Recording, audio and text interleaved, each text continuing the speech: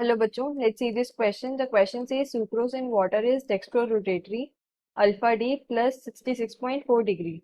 When boiled with dilute HCl, the solution becomes levorotatory.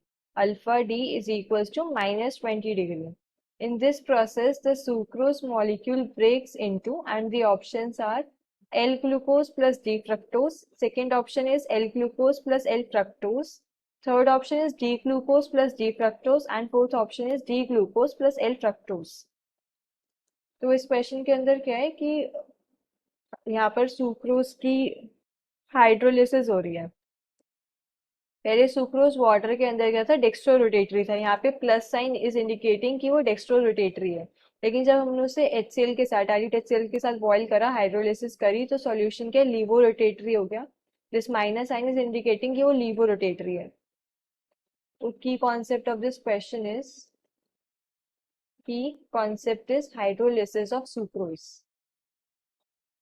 Hydrolysis of sucrose. अब sucrose क्या है? Sucrose एक disaccharide होता है एंड डाइसेक्राइड्स जब हाइड्रोलिसिस होती है उनकी, तो वो क्या करते हैं, मोनोसेक्राइड्स देते हैं। दो मोनोसेक्राइड्स, बेसिकली जो डाइसेक्राइड्स होते हैं वो दो मोनोसेक्राइड से बनते हैं। तो जब सुक्रोज की हाइड्रोलिसिस होती है तो जो हमें दो मोनोसेक्राइड मिलते हैं वो होते हैं ग्लूकोज एंड फ्रक्टोज। तो सुक्रोज क्या एक डेक्स्ट्रोरोटेटरी होता है। यहाँ पे अगर मैं लिखूं सुक्रोज, सुक्रोज इज डेक्स्ट्रोरोटेटरी, इसकी डी कॉन्फिग्रेशन होती है एंड ये डेक्स्ट्रोरोटेटरी होता है। सो अल्फा डी इसका होता है 66.4 डिग्री, जैसे कि क्वेश्चन के अंदर गिवन है, प्लस 66.4 डिग्री इसकी डी कॉन्फिग्रेशन है एंड ये डेक्स्ट्रोरोटेटरी है। तो जब सुक्रोज की हाइड्रोलिसिस होती है, ऑन हाइड्रोलिसिस, हाइड्रोलिसिस हमें क्या मिलता है, ग्लूकोज मिलता है। अब जो ग्लूकोज मिलता है वो भी हमें डी ग्लूकोज मिलता है। यहाँ पे C6H12O6, ये होता है हमारे पास D glucose, D glucose. And साथ में हमें क्या मिलता है, फ्रक्टोज। फ्रक्टोज का भी मॉलिक्यूलर फॉर्मूला सेम होता है, C6H12O6। एंड ये भी हमें जो कॉन्फ़िगरेशन होती है डी कॉन्फ़िगरेशन का ही मिलता है, D glucose and D fructose, D fructose.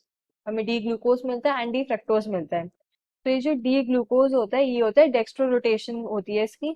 तो यहाँ पे अगर मैं इसकी लिखूं, ये होती है alpha D is equals two plus 52.5 degree, इसकी डेक्स्ट्रो रोटेशन होती है।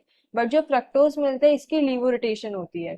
तो यहाँ पे अगर मैं लिखूं alpha D is equals to minus 92.4 degree.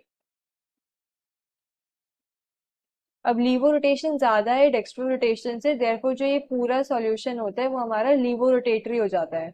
Question में यही बोला था कि हाइड्रोलिसिस के बाद सॉल्यूशन बिकम्स लीवो रोटेटरी। तो वो लीवो रोटेटरी क्यों हो जाता है, बिकॉज जो फ्रक्टोज आ रहा है वो लीवो रोटेशन होती है एंड वो लीवो रोटेशन के डेक्स्ट्रो रोटेशन से ज्यादा होती है, देयरफॉर पूरा सॉल्यूशन लीवो रोटेटरी हो जाता है। अभी जो प्लस माइनस साइन होते हैं या फिर हम बोल सकते हैं जो लीवो रोटेशन और डेक्स्ट्रो रोटेशन होती है वो हमारी डीएल कॉन्फ़िगरेशन पे डिपेंड नहीं करती है। DL configuration is irrespective of specific rotation. तो हमें क्या D glucose and D fructose ही मिलते हैं। So we can say the final answer is option C, D glucose and D fructose. Hope you understood this well. Best of luck.